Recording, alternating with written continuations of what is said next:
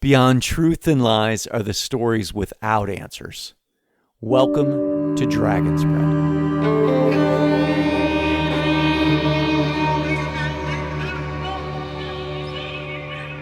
How do we know there's something more to life? Ourselves, the world, the universe. Many of us have the feeling there's something more out there, but it's really just that, our stories and our feelings. But what if something broke through the veil that separates our ideas from reality and changed it all with a single sign or a word? What would it be like to be truly touched by the unknown? This is psychologist Luke Seaward's story, and this is the episode we're titling Signs of Wonder. I was a university professor at the American University in DC. Before that, I was up in Vermont working as a sports psychologist for the Olympic biathlon team. A combination of the skills of both hunter and cross-country skier is required in the biathlon. Yeah, but that job ended when the '88 Olympics ended, and I looked around, wanted to get back into teaching, saw this job, got invited to be in the faculty, and took up on it. My typical day would be where I would drive to work, be on campus, teach some classes. I taught some evening classes, get home like around 9 o'clock, maybe have a bite to eat. Usually go to bed about 11 o'clock or so, and then wake up next morning at 5:36, maybe go out for a jog, and then start the day all over again. Lost my parents to alcoholism.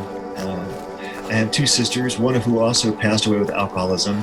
I only had one living relative to speak of, if you will, and so I was, my life was my students.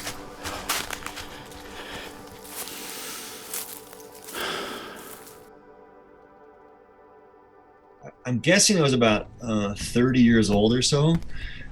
So I get out of bed, it's about 5:36, not work out, just go hop in the shower. And so I pour some shampoo in my hand in the shower and look at my hand, and I see a symbol. It was basically a circle within a circle, and there were lines from the center out to the edges and then beyond. It's almost like an imprint on my palm.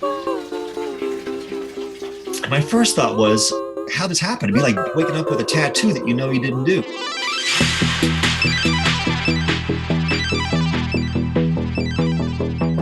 And I went through the whole apartment, everywhere, pacing the joint, looking to see what would match this, and nothing matched this whatsoever.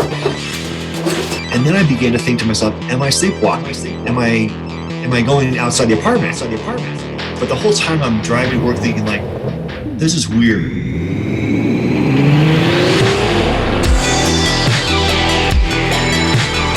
I talked to a number of people, and a lot of people said, well, you're imagining this, it didn't happen. Someone said I was actually holding the bed sheets real tight, and that was an imprint for the bed sheets. I had a friend who was a Catholic priest, and he taught smoking cessation through hypnosis. And I thought, hey, I got the best solution here. Let's get hypnotized and see what this really is. After hearing my story, he said to me, I'm not going near that with a 10-foot pole.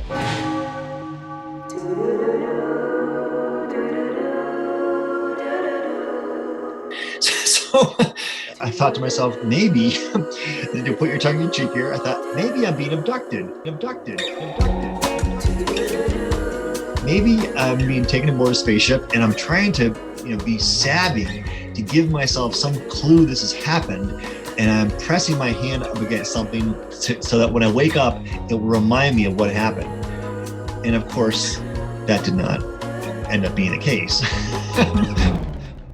Were you able to share that theory with anybody at the time, or where were you at, around sharing this? Did it feel like it was hard for you to share it, or did it feel easy for you to share this stuff?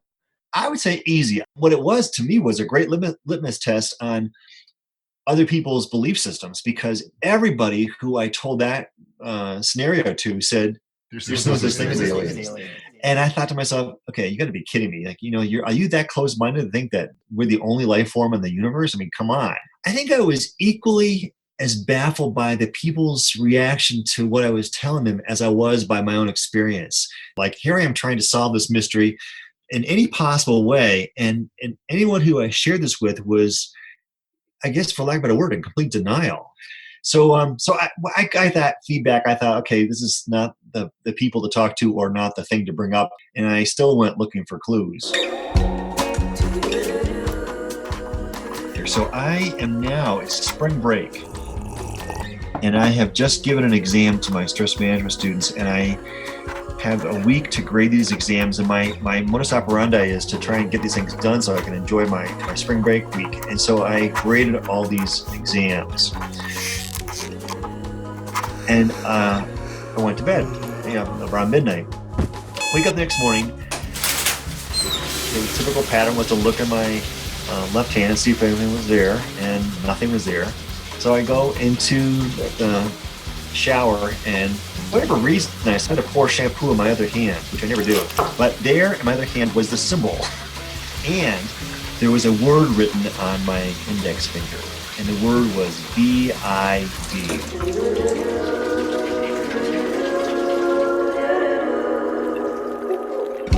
This is in kind of like black, and the minute I put it under water, it all washed away, like it was like graphite, and it certainly heck wasn't ink. So my thought was, okay, this is different. This is a different hand, and there's more information. So what does this all mean?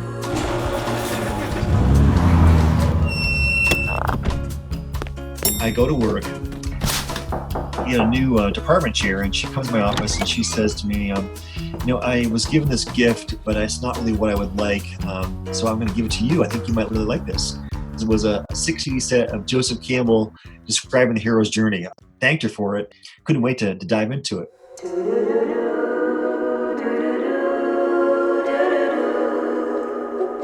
Well, the next day I was going to drive up to Vermont. I had a long weekend, and I decided to take a road trip. And so I went up to Vermont and plugged the first CD in. How do I slay that dragon in me? I say follow your bliss and don't be afraid. And Joseph Campbell says, paraphrasing here, today I want to talk about the relationship between the Hopi Indians and the Hindu Indians and the similarities in their cultural beliefs and mythology. And he said, but let's take a look at the Hindu culture. He said, the Hindu culture gets their wisdom from the ancient Vedic scriptures. And he said, the word Veda comes from the Sanskrit word vid, V-I-D. It means wisdom. And I stopped the car thinking, like, that's what the word was on my hand. And what is it that life is?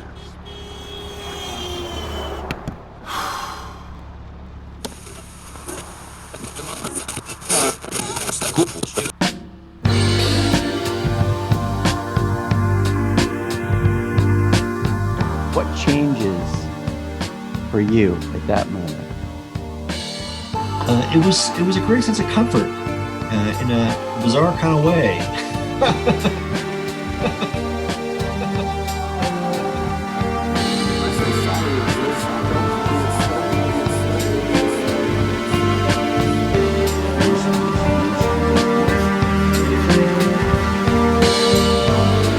It doesn't make me happy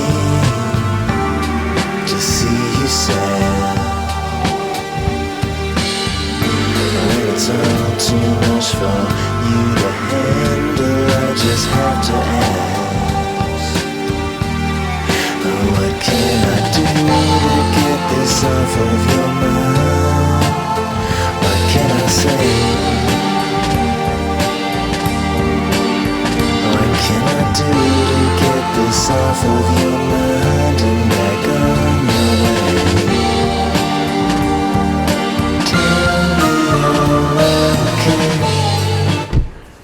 I went back to DC after the weekend. It turns out that there was a conference in the DC area. And this is where I kind of opened the door to checking out other possibilities, because I'm still looking for answers here. I went to this one woman's presentation. There's about 25 people in the room, and she was going to do a psychic reading. And she did a 1-minute reading for everybody, but she clearly skipped me. And everyone in the room noticed that she skipped me. And I thought, hey, I want to get my money's worth out of this. So I walked up to her afterwards and I said, you did a read on everyone in the room but me. She goes, I don't do aliens. And I said, what? And she goes, I don't do aliens. And I said, I'm not an alien. And she said, oh, you most certainly are. You have alien eyes. So she was projecting her own stuff, if you will. But clearly she saw something in me that she wanted to stay away from. And that also was intriguing too, because I thought to myself, okay, so she's picking up on something. Let's try and figure out what this is. By the time the fourth year rolled around, I was ready to leave DC, and I'm never really fond of politics, and there was a lot of politics, as there is with any university. And I decided that I didn't want to play that game, so I decided to get out of there. And that's, I think, what opened the door to the next psychic. I walked in and I just had one question. I said, I know what my life purpose is. I don't know how best to fulfill it. And I'm thinking to myself, do I do teaching? Do I write? Do I do consulting? I had lots of options I could do at that time. And she says, we see you moving to Boulder, Colorado. That's exactly where I wanted to go. And I thought to myself, okay, well, she's definitely picking up on the vibe. So she said, you need to go see your father. She said, he's not doing very well. And you have a soul agreement and be with him when he passes. And I'm thinking, like, my dad's not sick. At the end, she said, do you have any questions? And I said, yeah. I said, I have this symbol that shows up in my hand with great regularity. And once it appeared on my left hand, mostly my right. And she said, well, what that is, it is a message of your initiation. It's no surprise that you've had the word wisdom written on your fingertip. I never even told you what it was.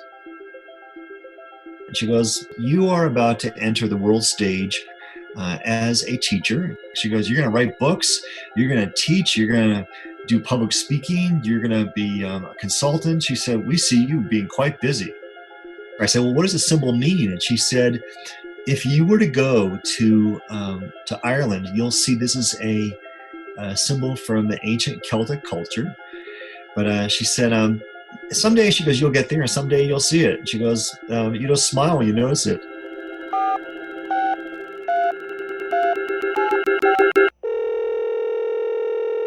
Turns out after the episode,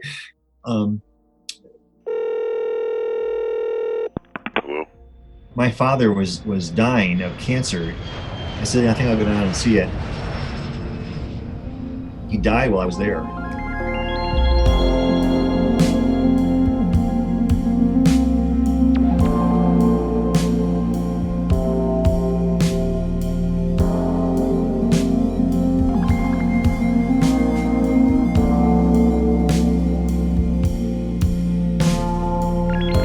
I would have to say it was just a good confirmation. It was like permission to explore this and be comfortable with it. And I don't think I was uncomfortable. I think that the search of curiosity was one in which I just wanted to try and make sense of things. But I saw it as a nice validation of the bigger picture, and this idea that every now and then the curtain gets pulled back and you kind of look to see what's behind there. You get a glimpse and then it closes again. Enough to know that it's something real and bigger is going on, but also you still can't make 100% sense of it. It's a way for me to acknowledge very tangibly that we're never alone.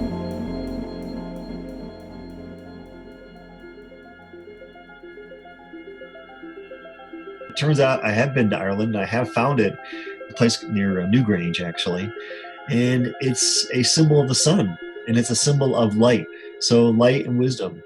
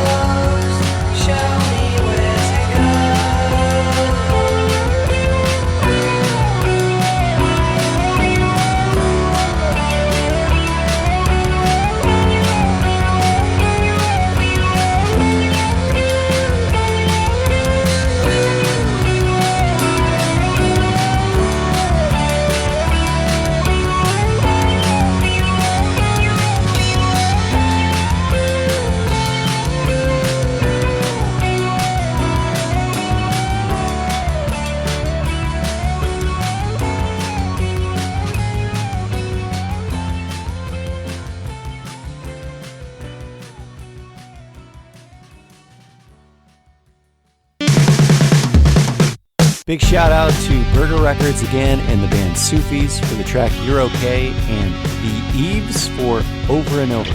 And thank you to Brian Luke Seaward for the fascinating story. If you want to learn more about Brian and check out his many books and speaking engagements, you can do it at brianlukeseaward.com. Also, if you dig what we're up to, please rate and review the show because it actually matters. And if you do so, thank you. All right, folks, stay true in the meantime. I'll see you in the next episode.